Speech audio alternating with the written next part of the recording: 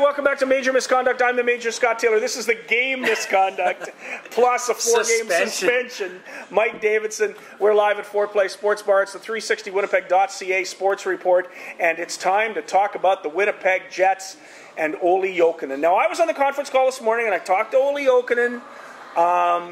Sounds like he's a fine teammate. He's been around a long time at 61 points last year. He gets $9 million from the Jets for 2 years. But this is his 7th team in what will be 15 seasons.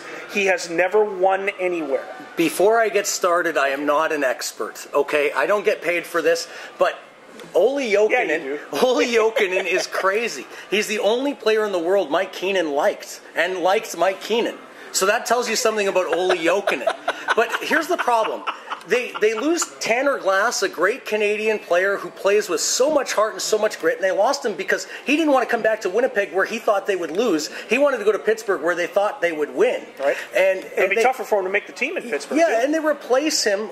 They needed a #1 center, and Jokinen might be the best center out there. Might be. But it doesn't make them a better team, because if he ends up on the 3rd line with Antropov on the 4th line, because he might not be Claude Noel's type of player, then it's $4.5 million to a role player, and I don't like it at all. I think Wellwood being re-signed would have been better at $1.7 million, because you know Wellwood's going to play hard to win every night. The thing that worries me about Olli Jokinen is the fact that he's been around forever. We've seen him play. We know him. We've never seen him win, and that worries me in these free agents. It just seems like an awful lot of money. It's not my money. The money belongs to Mark Chipman. Who's my hero? They can do what they want. They can absolutely do what they want to do.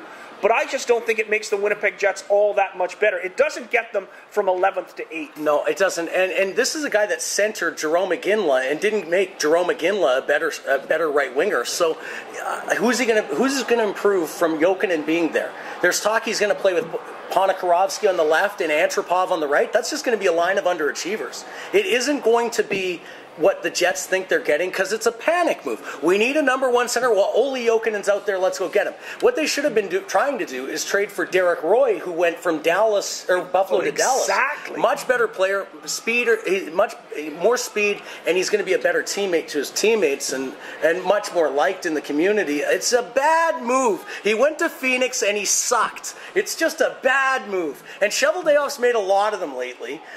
What's a good move Cheveldayoff's made? Give me one good move he's made. Antti Miettinen?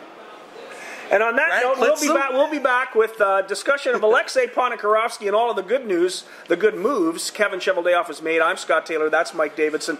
This is the 360 Winnipeg Sports Report, the Major Misconduct, and we're live at 4Play Sports Bar. Come on back, please.